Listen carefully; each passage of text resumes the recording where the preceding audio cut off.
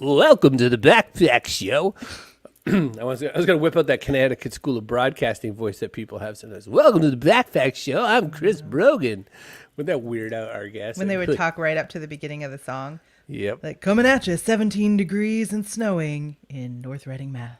Here's a little Waylon. Cool in the gang. My mom and dad were DJs. My mom and dad were radio DJs. Dad was the morning news guy. What did they do? My mom was this. Oh, my dad had like 5 jobs when I started realizing that people had jobs. But none of them were as cool as running the Backpack Show with you. Aww. Who do we have for guest today? Well, we have. So first, you have to know that my kids are baseball nuts. And so very excited to have artist Tim Carroll with us. He makes art out of cut up sports cards. So that sounds like very time consuming and I have questions about it, but you have to see it. It's amazing. His stuff's on display at sports museums. There's private commissions. People want this art. You have to look at it. He recreates like vintage famous sports cards like Sandy Koufax out of cut up, little like not rare cards. So very excited about that. We also have Dr. Cheryl Ingram, the founder of Inclusology, and we're going to talk about diversity, equity, and inclusion as a software as a service product. I've been looking through this all morning in Inclusology and also over the weekend, and I'm just like, just to think of it as a software, it makes perfect sense. And also, I'm just so stunned that nobody had figured out that they needed to do this. But right? I guess that's why we need Dr. Cheryl. If you look at the results, there's better retention. There are fewer complaints. It's really powerful stuff. Oh, we've got some questions today, Carrie. Hi, everyone. Tim Kitzrow from NBA Jam and NFL Blitz, welcoming you to The Backpack Show. Your hosts, Chris Brogan, Carrie Gargone, Boom Shakalaka. Backpack Show. The weather report in Boston right now looks like there's going to be a blizzard coming in today. It's going to be about 8 inches. I used to do this stuff all Coach the time. Woodard. Coach Did Woodard. you really, like with shtick and all? When I worked at the phone company for repair service, I would have to say over and over and over and over again, doing the telephone repair, my name's Chris, can I have the telephone number you're reporting a trouble with? And it was automated. It was a human system, not automated. Oh. So when I was working on hurricanes and stuff like that, we'd be there 14 hours a day. And so I would do all kinds of silly things. So I used to have guys call me every once in a while, and I'd pretend to be that operator. I'd be like, nice. The number you have reached is not in service. Look, I'm going to do something I always forget to do. You're not in service. You're out of line. I'm going to do something I always forget to do, which is do our ads at the beginning. So, hey, look, we're sponsored by PubSite. If you're an author, when you decide to get some inclusology and beyond out there into some new books, put them up on PubSite, pub-site.com. You don't have to go looking around for an author website. They did it for you. Super fast and easy, 14-day free trial, 13 and a half days into it. When you forget to make the website, go sit down and do it. It'll take you 2 hours. You'll be so happy. It's super easy and customizable. You know what? Tim Carroll, you need a book. So get yourself a website because you could make like a coffee table book with all your art in it. Coffee table book. Mm-hmm. PubSite, pub-site.com. Get some. We're sponsored by StreamYard. You can make a show like this. You can find smart people, lure them out of their beds in Malibu, and convince them to come on a show, sight unseen. See Brogan.me/StreamYard. Look how easy it is to make a show. Even trained monkeys can do it. And Carrie. Shut up. Sponsored by Johnsonville. Do you like sausages? I sure do. I think Tim Carroll likes an occasional sausage. I'm just going to guess on that one. He says yes. All right. Johnsonville sausages. You want us to send you some for free. All you got to do is make a video in return. Carrie@chrisbrogan.com. We'll send you Johnsonville sausages.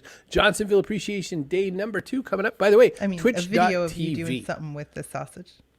Well, something eating, I'm hoping. Food sausage. Yeah. Food. Yeah. Right. But our first day on Twitch today. Yes. Hey, Twitchers. Put down those video games. You don't have to watch people play Among Us. I'll tell you who's sus. My kid will only let me play with an unplugged controller. Because apparently I'll lose important things. So I'm not good at my gosh. The only thing worse in the world. And I'm like, honey, I haven't been good at a video game since Sonic. So I'm pushing for that yellow card. Well, I warned the guests that, we have a yellow card scenario. Let's do this. Yeah. Well, I want to grab Dr. Cheryl Ingram first. I want to talk a little bit about inclusology. I have so many questions. Oh, my gosh. This is crazy shenanigans. Hello, young miss. How are you? Thanks for coming on the show. Oh, no problem. I'm great. Thank y'all for having me. Good morning, everyone. Good morning. All right. So it is the very first day of Black History Month, the 1 month where a lot of companies have to scramble and pretend they care about people of color for a minute. But maybe maybe this will be the year that we go beyond chief diversity officers at the kids' table. What? The I'm sorry. Judge? Our first Twitch comment is from Stubble Judge. Hey, Stubble Judge. Thanks for coming and seeing us over there, baby. That's Dan Gorgon. Oh, is it? I didn't know. That is hilarious. That's a great name, too. Cheryl, you have software to help people figure this out. So when you say this, and when we talk about things like, machine learning and all that sort of a thing for this, what are we talking about? What are we sucking into the fan blades for data? And what are you actually doing for some companies with this product? Yeah, so what we're sucking into the fan base for data is every employee experience that you can think of broken down by every identity that you have.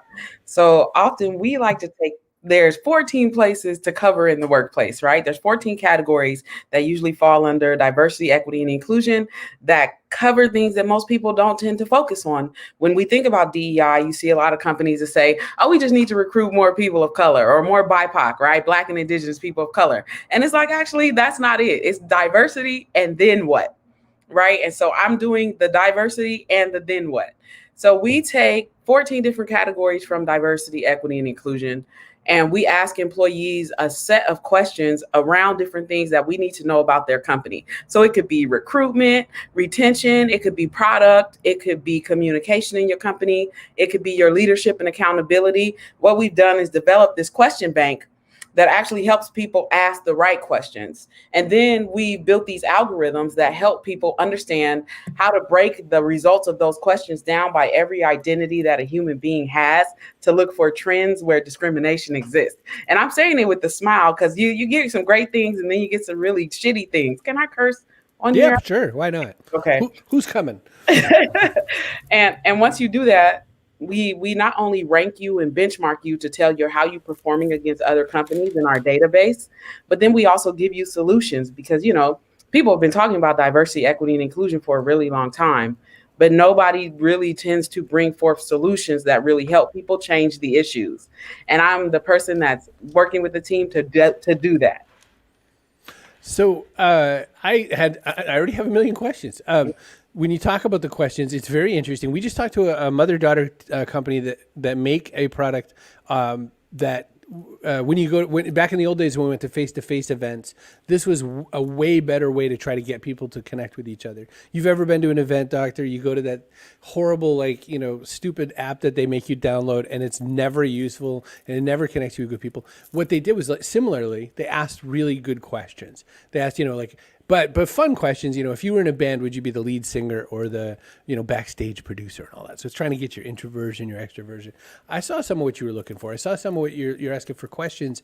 Do you feel like, with any kind of product like this, it's garbage in, garbage out. Right. Are companies ready for this, or how hard is it to fit them up so that they can do something like this kind of a project? It looks important. Yeah, some companies are not, to be fair. And usually the people who are not have really not done the deep dive for diversity, equity, and inclusion. And so what I mean is that companies have to understand that you have to mentally prepare to see some of the shit that you're going to see, right? And so we've had clients who have seen it, who have seen the good results and the bad results, because we point out both, right? Because people love to hear what they're doing well, but not so much about what areas where they may really be struggling. And so we've seen companies that have taken it, and it's kind of waking them up, and then they've taken a break. They've backed off to think, oh no, what are we going to do to fix it? And they walk away, and then they come back after they figure it out. And then we have companies who really dive in when they see that there's things that they're doing well and things they're doing really terrible, and they try to fix it, right? They start working with us to change the issues and get to the root cause. But if your leadership is very resistant and they're not interested in change, then your company is probably not ready to hear what our data is going to show you.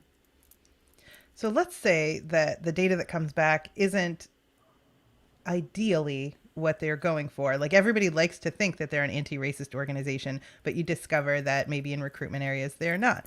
So what then can you do as kind of the bearer of bad news to present that in a way that shows them the opportunity to improve how they're doing things, like the results that they can have if they improve? Yeah, so there's one thing we've learned about society. People really want results quickly, right? And right now. But one thing that people are starting to forget is creating sustainable change. So one of the things that we do to help companies is say, here's the things you can do immediately to start fixing this. And here's the things that are long term that you can accomplish over the next 3 years if you want to be realistic in setting your goals. Now, if you exceed them, great. But we also point out and compare how they're doing to other companies. And the thing that helps most companies is nobody's doing a spectacular job, right? So when you see that industry comparison and you see, okay, 70% of my company approves of my leadership, but 90% of that 70% are white people, then I know that we're doing really well with them. But what are we not doing so well with BIPOC, and how do we change that? Or we're not doing so well with women. How do we change that? I'm even thinking about identifying the fact that you might have sizeism in the workplace and mistreat people because they're not skinny, right? It's just the things that people really don't think about when we talk about diversity, equity, and inclusion. I'm like, let's equally weigh them all, but the data that comes back might not be so equal, right? Sizeism, ageism. I was at a company where we felt pretty good. We felt like we're really good allies. We have a Muslim, a high up Muslim guy on our team who's celebrating Ramadan, and he gets invited to 4 lunch events in the same day, in the same week. And I finally was like, not that I'm somebody special in this world, but Ramadan means you have to fast until nighttime. Can we not have some lunch, meetings? So, I mean, no one thought about it. They just thought, well, it's nice to buy lunch for your team, right? Yeah. But maybe don't make important meetings around food. So it's interesting you cover all that. Carrie's question was so good. I want to double dip on it. She asked a question. So now you brought the bad news. Now what? You've had some time out there. You've done this a bit. What's the worst and the best of receiving bad news you've seen out there? Oh, the worst. I have a few of those. The worst for example, I was in a room presenting to a large tech company about their DEI results, right? And it was their actual results. And this guy said, one of the VPs in the room said, "Are you sure this is our company? like, is this our data?" He was like, "How do we know?" That's not my kid. Right. There's no way that I produced something that did this, right? And I was like, yes, it is your company. I'm like, but, would you say that? Are you saying that about the good things that your company's doing? Or is it only when you see the negative things? Because it's great that you want to claim that things are amazing, but it's not so great when you claim that they're not. Well, after we did the assessment, that company walked away. They were like, we're going to figure it out. Well, guess what? Literally 3 months later, they were in the news for racial discrimination and sexism in their company. The same things we had pointed out in our assessment, right? And it was like, now you can't even use us as a resource to say that you're fixing it because you walked away from us. But you want to come back to us and say, hey, can we put your face on our website to talk about how we're doing DEI work? No, we haven't seen y'all in 3 months, right? The best of it is when we see companies, for example, we work with a really large engineering firm that has multiple locations around the nation. And they looked at their DEI results and they're like, what's the plan? Right. And so we show them the plan, and they've been with us it'll be out 3 years. And you should just see the change. Like, for example, their leadership approval rating went from 30% to 77% in 9 months. It's like if you invest and you see that there's a problem, you actually invest, people notice. And when they notice, they become happier at work, they get bought in, and they become more invested. And so that's like the best of the best. And the worst of the worst are people that walk away. Best of the best is the people that stick with us and actually see change. Like, we've used some of our methodologies with both companies to rebuild our technology, because you need to learn the good and the bad. You can't just build based on the good shit, because then you overlook the bad things. Mm-hmm. So there are results that I think anybody would appreciate at the C-level, the C-suite level. And when you're coming in to talk about things like diversity and inclusion and not being racist, it's like they agree that those are good things, but they're not necessarily willing to invest until you point out to them that they're going to have actual results. Like retention, for example, has a dollars and cents result for them. And not having complaints against them actually has a dollars and cents in the long run, and PR value and all that kind of stuff. So how do you present what you do to executives in a way that will make them see the value, even though like they should see it without that, but let's say that they don't?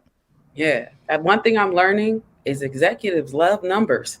They love data and they love profit, right? And so one of the things that we pitch when we talk about the way that we collect our data through our marketing is to say those things. Like we save you an average of $40,000 per year for employee based on the turnover rate and what companies spend on average, right? We show the improvement levels of leadership. We show the ROI, which often takes us anywhere from 12 to 24 months to really start to accurately be able to calculate that. And so when people see that, when executives see that, they're like, oh, but not only that, sometimes when executives don't know what to do, they don't need you complaining about what they haven't done. They need you to show them what they should be doing. Right. And so when you give them strategy and you show them those things, they're more likely to buy into your cause and say, OK, I can do that. I know how to do that. Or I know someone who knows how to do that. Right. So it's like, don't just present the problem, present the solution, and then present the outcomes that show them the numbers. You are yet another recipient of the American Express 100 for 100 program. That means American Express did one of those things that you don't see a lot of companies really doing. They put their money out there with it. And they said, we're going to throw $2.5 million at 100 wonderful Black women entrepreneurs. And Carrie got the super smart idea of poaching the hell out of that list. And one of the things we learned, Dr. With some Cheryl, help from Nikki Porcher at Buy from a Black Woman. Buy from a Black Woman told us, you know what you ought to do. And Cheryl, every single person, this is not to make you seem like a pile of people, but every single person from that list talks amazing, talks, perfectly about what they're selling, says it like they've been pitching for such a long time. How long has it taken to get this dream to where you want it to be? You said you own all the trademarks and all that. This is a big project for you, Inclusology. How long has it been between you saying to somebody, there's got to be a better way, to being this you? Yeah, 21 years. Woo! 21. So you started when you were 4, is what you're saying. When I was 19. Wow. I mean, I started doing this kind of work, I can recall all the way back in when I was 6, right? But the first time I was like, something got to really change. I was 19, I was in college. So as a Black woman in tech, what do you perceive as the differences in terms of how you were treated by potential investors, by people to whom you would pitch your idea?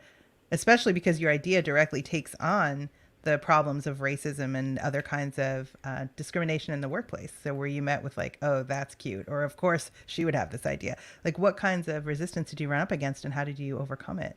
Yeah, I tell people I'm often pushed away with closed arms. You know how people were open arms and they receive you? I receive the opposite from many people. And, I'm very blunt.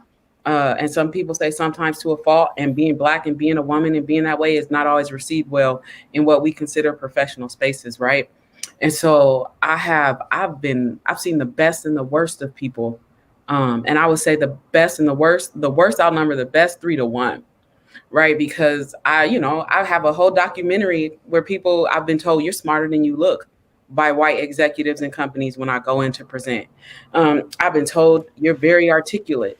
Or, I've gone into companies and I talk about DEI as an umbrella, right? But they never see past the fact that I'm a Black woman. They're like, oh, she's going to come in here and tell me what white men are doing wrong. I'm like, I'm going to tell you what any privileged identity is doing wrong. Now, if one is more prevalent than the other, I'm going to speak to that more prevalently, And so it's always the shit like that. Like I've pitched my business 164 times. I've received 1 investment. 2 investments from the same investor. Wow. So we call it 1 investment, right? When I was graduating from college and I was applying for DEI positions, I applied for 444 positions. I got 2 interviews. It's like being Black and growing up in poverty and marginalized already presented its own barriers. But then when I started stepping over those barriers and pushing them out of the way, it seemed like more barriers just come. And I'm still going through that. I can't, I was once in a business accelerator where a white executive, the CEO, told me, you should watch Asian women and how they carry themselves. Oh my gosh. He's like, that calmness, that thing that they have, that really appeals to people. And I was like, are you fucking kidding me? That's exactly what I was thinking. Oh my gosh. That's what I was thinking. Well, as you said that, I was funny because I just started biting the inside of my mouth because I almost sounded like that when I said to you, you sound so great at how, what I meant is, boy, you sure are pitching this well, nothing to do with who you are, where from. But just a good business pitch. We do a lot of interviews on the show, and it's amazing how many people can't talk about their own business that they say they're passionate about, how much they love, and it's very refreshing to hear big energy about a project like this. So, woo, you got nowhere to go but up. So, listen, we can find you on Inclusology. We can go to inclusology.com, and you can go to the About page and look at what the beautiful hair Cheryl's rocking in that picture, too. Ooh. That's not me. Oh my God, Chris. Is that not you? Oh, yes. Here we go. Be Where's the quiet. yellow card? On the About page, Dr. Yellow card, Brogan. Yeah, I'm about to cut your mic off. Oh, never mind. That's me. That's You correct. don't be like that. I'm sorry. Oh, I was like, oh my gosh. oh, lady, come here. Hang on. Look at right there. Look at that hair right there. Yeah. That's what I'm saying. Look at that blue jeans. That is You know a what doctor. though? This is getting worse actually. No, I'm saying what a cool picture. No, That's what I was saying. I don't think so. Yeah, you should have just said what a cool picture. What a cool picture. Boom shakalaka. Yellow card, Brogan. And Brogan is going down like a bag of hammers tonight. Hair is never a safe space. I know we can't touch hair, can't talk about hair. I get it. I get it. I love hair. All right, No. I'm kicking you backstage, but not because I just blew it. Good talking to you, Cheryl. Take care. Bye now. Boop, You boop. never end on a sustained objection, Chris. I don't even know what you're doing? saying. Hi, Lawyers Tim will Carroll. know. Hi, Tim. What's up, guys? Good We're morning. gonna have to Thanks for talk. having me. Gonna have to talk about your hair, Tim. Tim, I love your hair. I have no hair. Beautiful hair. That makes it easy. It's a good look. So I have to know how you became interested in baseball cards to begin with when you don't play, and where you grew up there wasn't really like a major league baseball. So how did this all come about? How did you develop an interest in cards in the first place, sports cards? So I played Little League Baseball back in the 80s, and in 87, 88, I started just picking up packs of cards at a grocery store near the house. And this is back in my hometown of Fulton, Mississippi. And so I'm taking these, cards, and I'm stacking them up just like everybody else. I'm flipping through them and reading the statistics, and just was fascinated by just the cards in general and all the colors of the uniforms. And I've been basically collecting since '87. I took a little bit of time off in the '90s, like most people do that collect. Once you get into your later years of high school and college, you kind of put those on the back burner, and you're more interested in what's going on with girls and party life and things like that. So and then I got married and kind of just started revisiting them a little bit later, but that's how I got into cards in general. And what about art? Your interest in art? Because you can't do this for sure if you have no artistic talent, like without stuff to work with. Well, I always I like to draw. When I was little, back in North Mississippi, there was not a lot of funding for the arts. So my school district, we didn't have art classes like a lot of places do now. I tell my own kids all the time, you have no idea how lucky you have it with so much money that's going into the arts and schools and the opportunities that you have to learn. But we didn't have that. So I didn't have my first art class until my senior year of high school, when a local college professor from a junior college came in and took 12 of us and just basically taught for free. And so he gave us some stuff some foundations within art, and I ended up earning an art scholarship to that junior college. And life hits you, and I was not able to finish that. I was going to do some graphic design, and again, it was put on the back burner.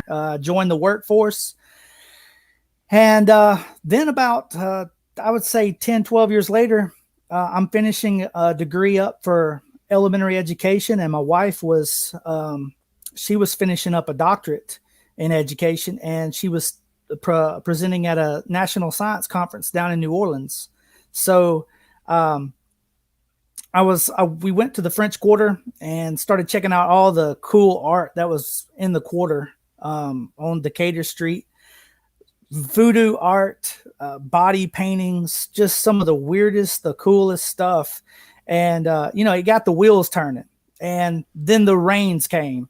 And I think that I think that downpour may have been like my lightning strike or something, because I stopped in at a gas station or a convenience store on the way back to the hotel room and picked up a magazine and saw that there was this little quarter-page blurb about it being the 100th anniversary of the T206 Honus Wagner baseball card. And it's the $1 million, at the time it was the only card that was anywhere near $1 million. And I thought, wouldn't it be cool if there was a piece of artwork, kind of like something that we saw off, in those art galleries on Decatur, something that dealt with that Wagner. And I looked over at my wife and I said, cards are used for trading, and wouldn't it be neat to trade all those common cards that I had from my childhood in my closet for one of those $1 million cards? And she said, well, you certainly have enough of them. And I was like, that's not the way it works. It's not a quantity, it's a quality thing. But I got home and I started pulling those cards out, and I had no intentions of actually cutting them. I just started laying them and overlapping them. And one thing led to another. And I thought, well, I'm going to have to cut the borders off if I'm going to make this look anything like, Honus. So I started clipping and gluing and clipping and gluing. And the next thing you know, I had this really crude Honus Wagner, basically the size of a poster. And I put it online as a joke, like, hi, I traded my common cards for a Honus Wagner. And I was not expecting the response that I got. It was overwhelming. And the internet is undefeated when it comes to taking stuff and putting it out there. I mean, these people took it and run with it, and it has been a ride ever since. Well, I imagine some people, like Chip says in the comments here, this art looks pretty cool, but it pains me to see baseball cards getting cut up. What do you say to collectors and people who are enthusiastic about cards? Well, in the card world, in the late 80s and early 90s, cards are considered, it's called the junk wax era. It's where they were so overproduced. Any given card, there's estimations of 50 million of the same card that's out there. So I could cut for the rest of my life, and I'm not going to even touch, putting a dent in the population of these cards. I don't cut Hall of Famers, anything that someone might really want. I mean, some of these sets still go for, like an 88 top set, you can still find for $5. These are the kind of cards you find at garage sales in bulk for, $20 for 20,000. This is not anything that's valuable.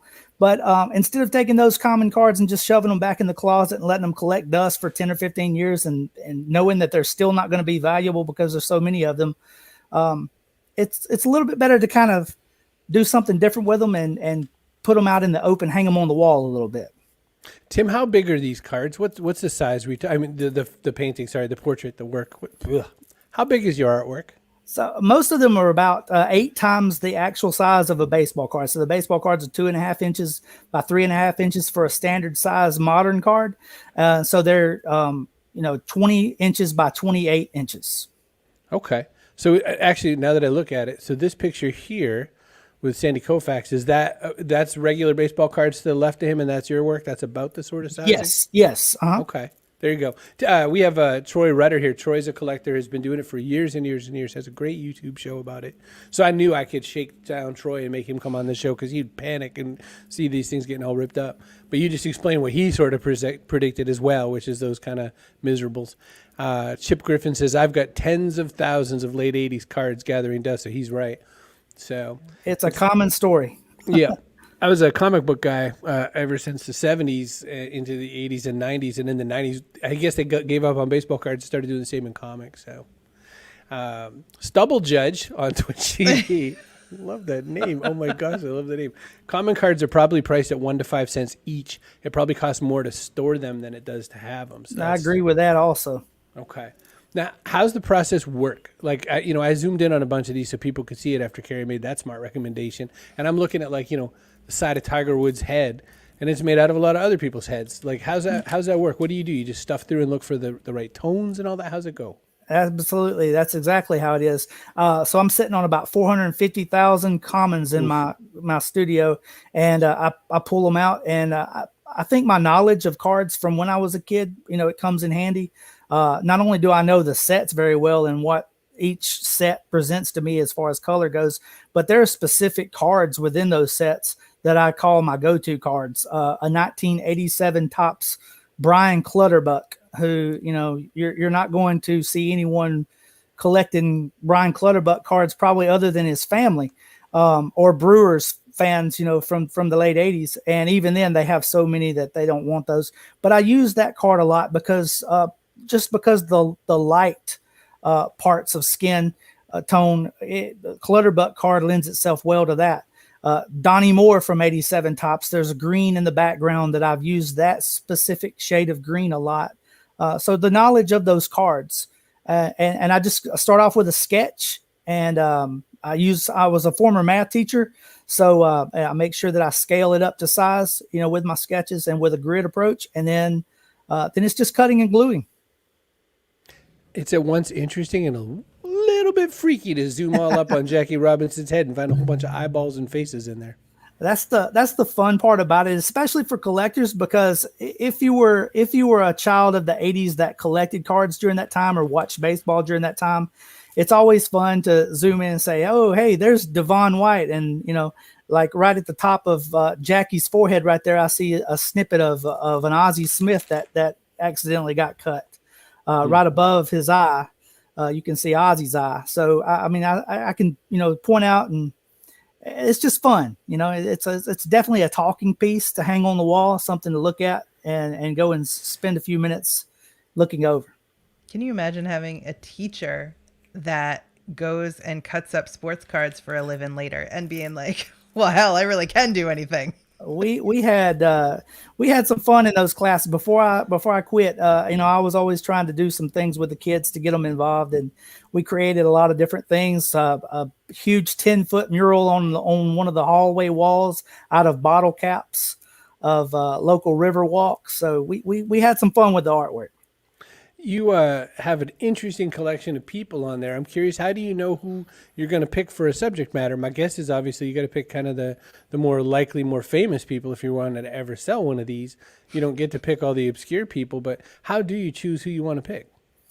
Mostly the cards that I like, or when back in 2016 when I was still teaching, the wait list was so long for commission work that my wife and I, got to talking, and it was one of those things where we kind of decided, something has to go. Either I need to put this aside and put it on the back burner a little bit and only, do artwork here and there, or I need to step away from the secure job of teaching and focus on this full time, just to give myself some a breather.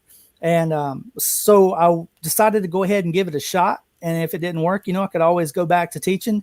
But what I found was that the wait list just exploded. And so now, commission work is primarily what I do. But it's still the most popular cards. Like you said, it's the ones that people want. And I don't only do each piece one time. So it's kind of like if you wanted the 52 Tops mantle, you're going to have to go and find it on the secondary market. And it has changed hands 2 to 3 times, just like a couple of other pieces recently, which blows me away that people are, seeing like an investment type of side to it, because, what I do it for fun, I do it for income. But at the same time, a lot of people are taking it and swapping it, and making money off them. It blows me away. I know you addressed this earlier, but someone's come in saying again, like, are you increasing the value by reducing availability? What you're doing must have an effect, but you're saying there's just so many of these common cards you use that it really doesn't. Right. But by reducing the availability of, if you're talking about the creating them only one time, then yeah, that's probably, adding the value to those pieces after I make them, I'm sure, because there's only so many Wayne Gretzky rookie cards, there's only one of them that I make. And so once it's out there, if someone else wants it more than the other, they're going to have to pay a lot more. So I guess, yeah, that, it kind of makes sense that the value increases on those. As far as the comments though, right? Oh, I'm sorry. Go ahead. No, go ahead. I'm sorry. Oh, I was just saying, you have actually gone back and redone some, like from earlier in your career when you were just getting your three pieces. The Honus Wagner, and I consider those first 3 prototypes, and I still own those 3 pieces. I have no intentions of ever getting rid of those.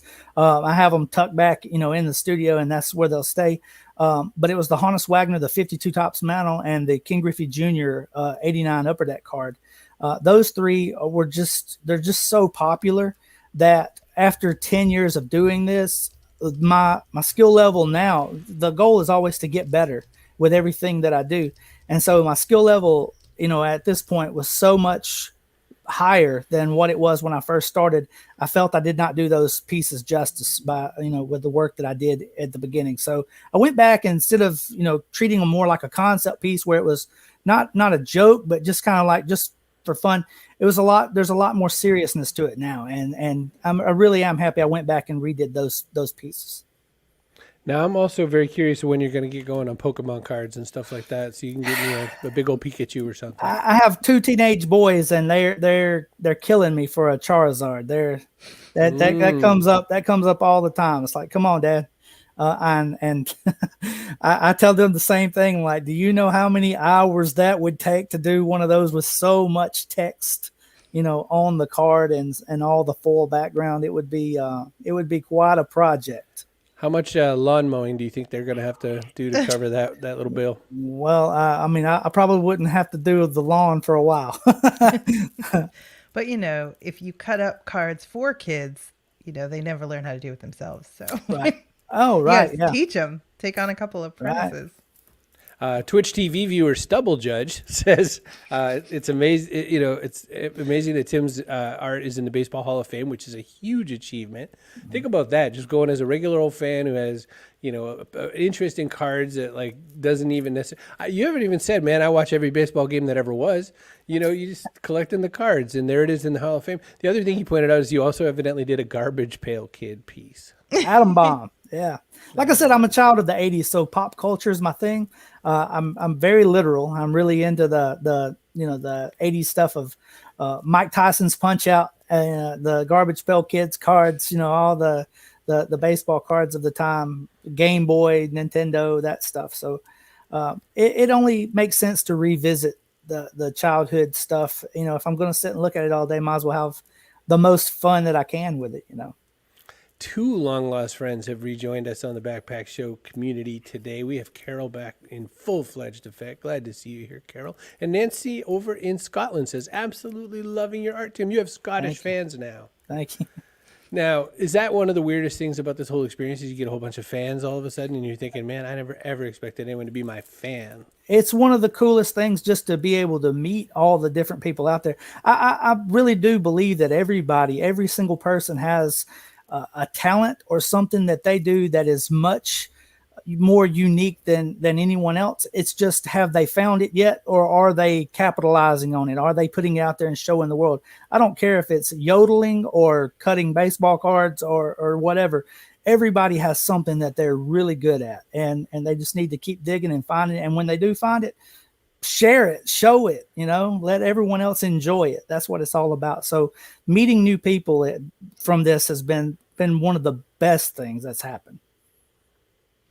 If you had more traditional tools to work with when you were exploring your artistic interests as a kid, do you think you ever would have made your way around to cutting up baseball cards? Absolutely not. Everything in life leads you to something else. And when I was little, I would use pine cones. I would use pine cones and straw out on the playground to create pictures, pieces of cut cardboard that I'd paint and make little mosaics out of.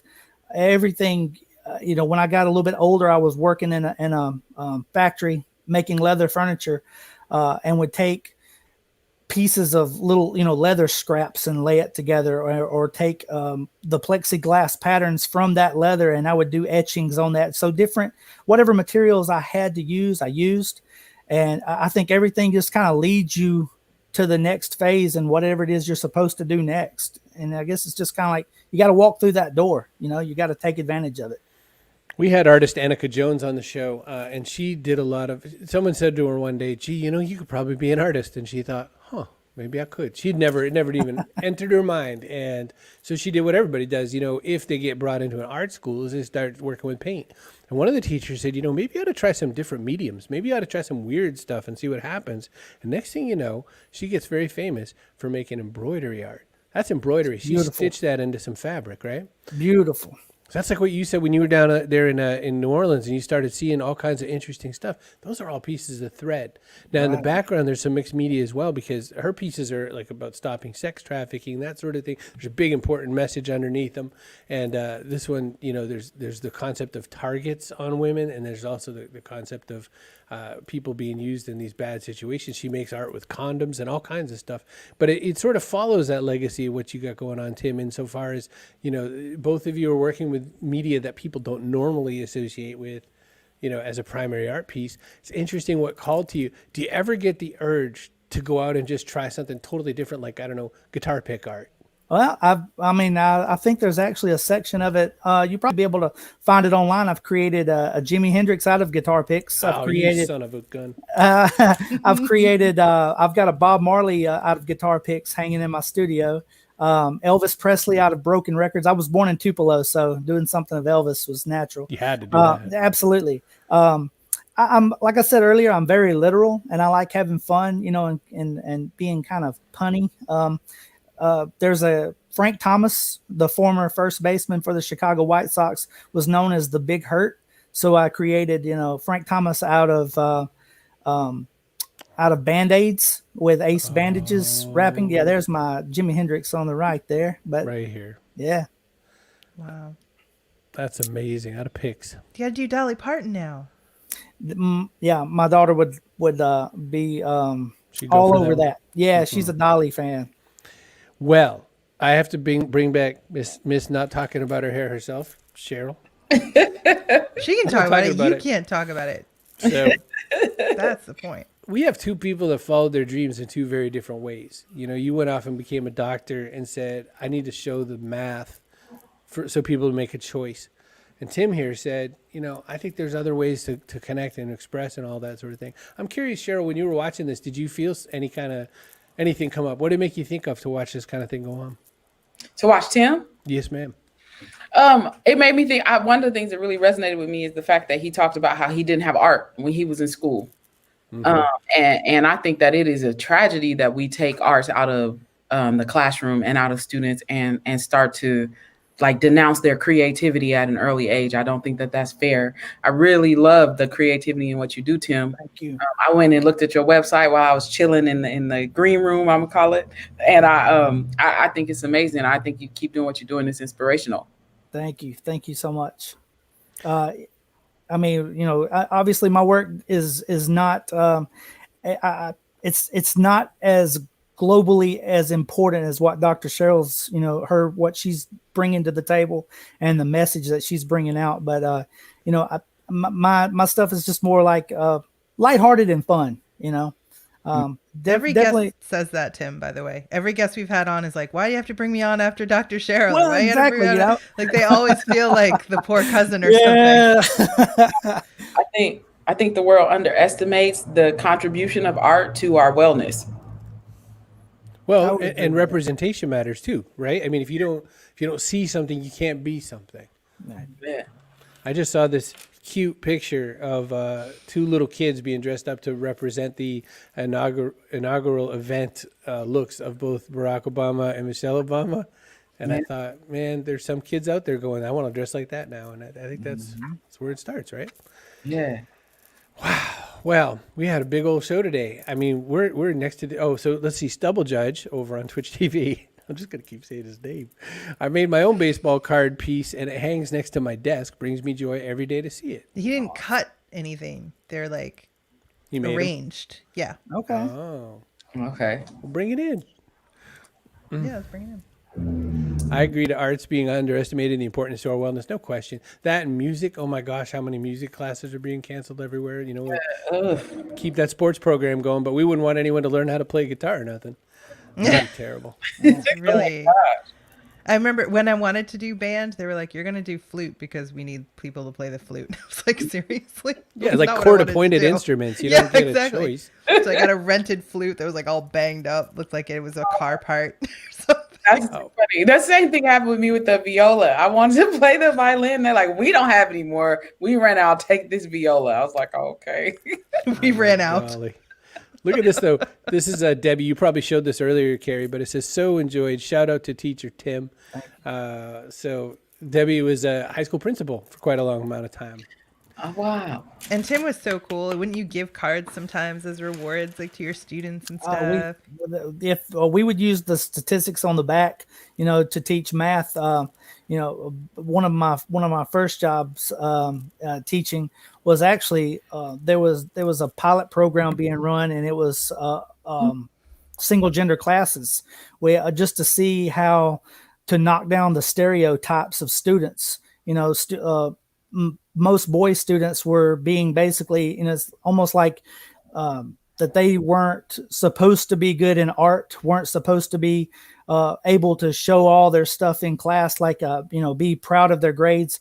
Girls were not supposed to be, quote unquote, good in math and science. Yeah. And what we ended up finding out was my single gender group of boys had the number one attendance rate in the entire district, and the girl class next door to us, which was like our brother-sister classroom, they had the number one math and science scores in the entire district. It was amazing to see that once you kind of just throw all that other stuff out to the side, how kids thrive. And it's not for all kids, but I used a lot of competition in those classes and used a lot of sports cards as rewards for the ones that wanted them. If for the ones that didn't, I'd find something different. So yeah, it's amazing how, like, I have data scientists and people on my team, and it was difficult, more difficult, but not impossible to find a female identified data scientist, right? Look at that. So Stubble Judge has brought this into view here. So. Yeah, 59 tops. Wow. There it is. Look at that. Where's the Bob Gibson at? I'm trying to remember. Where's Bob Gibson? Where's Bob Gibson? I don't think Bob Gibson's on this. He'll be here a while. Wow. Guess you need another one. Oh, That's cool. Yeah. part 2 of the project. Stubble Judge. I was going to say, Stubble Judge lives with you. Hi, Stubble Judge. Should be judging himself. That's a lot of stubble. He also made all these great graphics that go with Tim Kitzrow's incredible voice. So I got to show you my favorite one. And this question comes all the way from the second stall, the men's room at the Home Depot, just outside of Lansing. I've never been able to locate a restroom at the Home Depot. Not a once. I just go in the drywall aisle. No one's around. See, that's just audio until, Stubble Judge makes it into something really fun. It was a really good point. Thank you for talking about that. Although I did have to say, I was thinking about, the new world and non-binary kids. They're just in the hallway. Like, they don't even get a class now. They're screwed. They're just, all right. I guess they get to pick one. But it's a whole new world out there for inclusivity, and it's starting a lot younger, and it's interesting to see where it goes. Just saw something on Reddit, by the way, of a person who works at a hospital and assigned male at birth, and said, I told my HR department that I like to dress as a woman. Sometimes I cross-dress. And so they let this person have 2 IDs, one in female and one in male form. I said, no, that's something else. Yeah. That's getting inclusive. Yeah. 2 IDs. People, we often don't practice the shit like that because we think that it's just going to make us too uncomfortable. Right. Like, it really doesn't. If you let people be themselves in the workplace and they're not using their identity to harm anybody else, give them the accommodation that they need to do the work that they're supposed to do. It's not exactly hard. It. Eddie Izzard finally, or I shouldn't say finally, that seems weird, came out as, changing their pronoun choices to she and her. But Eddie has been a cross-dressing comedian for a very, very long time. And when he identified as he, would say, so I'm in a dress today. Who cares? So I got lipstick on. I got heels. It's all good. Same jokes, and he just sort of put it in their face to say, this is just how it is. It's all going to go the same way. Don't worry. And I think that's worth it. Hey, we're at the part of the show where we're going to do a person of the day. Oh, and here's our person of the day. Kaboom! So torn. I'm so torn because I do want to, You're torn like a baseball card. like a torn baseball card. In 7,000 pieces. I want to give it to Stubble Judge because, first Twitch commenter, but I'm so happy Carroll came back. I want to give it to Carroll. So you get yourself an apple, Carroll. Thanks for coming back on the show. Woo, woo, come on, Carol. But secretly it should also be some Stubble Judge. All right, listen to me. We have to do also the backpack question. This is a question of what goes in your backpack. It could be anything. It could be something physical, like some really sharp scissors to tear up some baseball cards.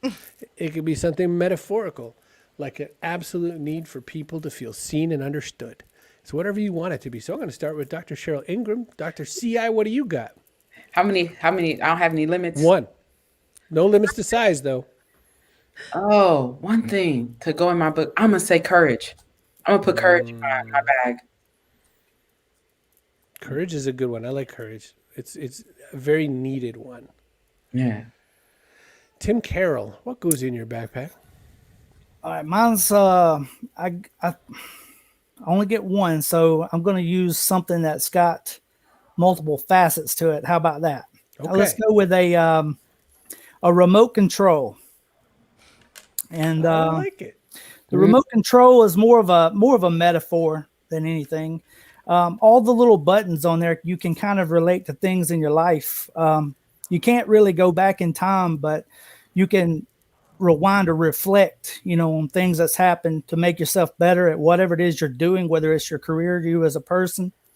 You can't fast forward, but you can, plan, you can prepare. You can't pause time, but you need to take a minute, just take a deep breath and catch yourself and pay attention to what's going on around you. And the most important one is the play button. And that's just to enjoy things as they're happening. You only have one life to live. So, enjoy it. And if all else fails, you've always got that channel button that you can flip and change the channel, do something different or shake something up. Cut up cards for a living. That's it. Exactly. Go from teaching to cutting cards. Wow. Double Judge says, I've already been person of the day before. Everybody has eventually because, we only know so many people. But Chip Griffin says I have a stale stick of Topps gum in his backpack. I want to see him chew it on air. Yeah. Oh, my baby. Hey, My Starboard baby. Jack is on Twitch watching us too. Hey, Jack, good to see you. My followers. Buy some followers. We got our first Twitch We got our spam. first Twitch spam. Looks like we made it. I'm so excited. Actually, we got it times 2. Oh my gosh. This So is a day going on in history. All right. I did forget to mention one detail when I was doing all the show explanation. Oh. So one thing I would say is that my grandmother worked in a paper mill, and she made toilet paper, paper towels, and tissue, depending on the day. Because they thought like the best idea if you work in a mill is if they switch around which paper product, you would not get bored. Today it's toilet paper, kids, and you'd be all excited. And I was just thinking, I wonder what she'd think about with regards to this. If she tore up a whole bunch of toilet paper, could she have made some art with it? And I think more. Thanks, Jack. You're so right. I think if she made a bunch of wadded up toilet paper and then, I don't know, maybe colored it with some food coloring or something, I think, what we'd get out of that experience is just something like this.